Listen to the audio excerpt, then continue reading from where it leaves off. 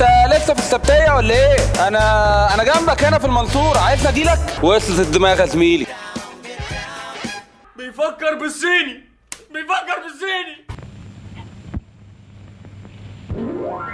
السوبر هيرو يكتشف الغامض والمثير، بيتشقلب في الهوا وبيطير، بيقبض على الأشرار وبينقذ الناس. التيمة المعتادة للسوبر هيرو في الأفلام واللي عرفناها زي سوبرمان وباتمان وسبايدر مان، وكمان الرجل الأخضر والرجل العناب، لحد ما وصلنا لتاج. لكن كنت تعرف إن تاج مش أول سوبر هيرو مصري، وسبق والسينما المصرية قدمت أبطال خارقين؟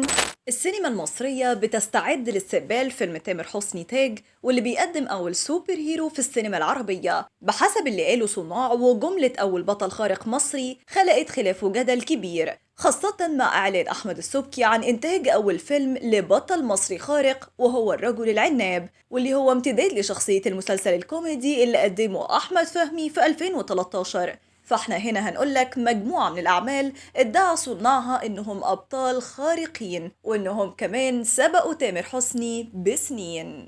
سنة 1969 قدم الفنان فؤاد المهندس رائعة فرافيرو العتبة جزاز، واللي كان بيقدم من خلالها شخصية رجل خارق بيدمر أي حاجة قدامه بمجرد ما يسمع الأغنية. وما اكتفاش بأنه ينقذ حبيبته فتافيت السكر بس، لا ده كمان أنقذ البلد من الجواسيس. كان بيسمع الأغنية من هنا ويتحول لوحش كاسر على طول، عشان تكون الأغنية دي هي المحفز ليه زي قرصة العنكبوت أو مشروب الرجل العناب. طب فاكرين مشروب لهيطة والعشبة الخارقة اللي خدها محمد صبحي في فيلم أونكل زيزو، واللي اتحول بعدها لبطل وعنده قوة خارقة، واللي قدمها الفنان محمد صبحي سنة 77؟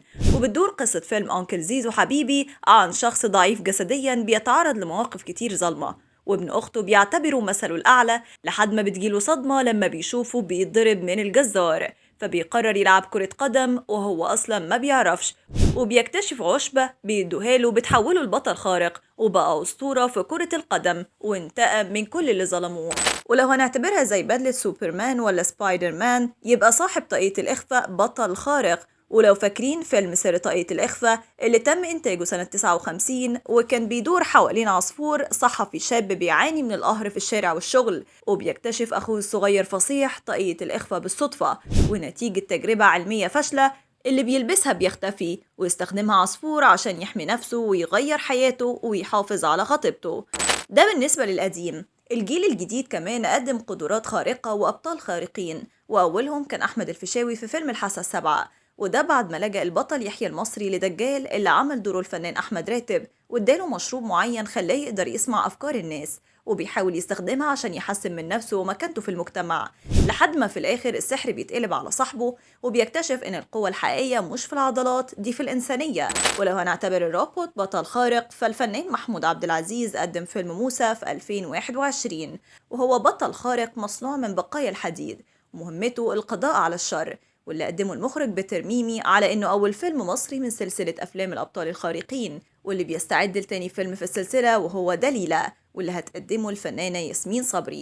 واحنا كده اتكلمنا عن السوبر هيرو في السينما المصرية، ما اتكلمناش عن المسلسلات اللي كان فيها مسلسل سوبر ميرو لإيمي سمير غانم، وطبعا الرجل العناب وبنات سوبرمان، غير مسلسل محمد هنيدي الكرتون سوبر هنيدي. وبكده نقدر نقول إن فيلم تاج للفنان تامر حسني هو أحدث نسخة للسوبر هيرو المصري، لكن مش أول سوبر هيرو. لكن الكل بيراهن على تاج إنه يكون مغامرة مختلفة وتجربة جديدة هتفتح الباب لإنتاج النوع ده من الأفلام في الفترة الجاية.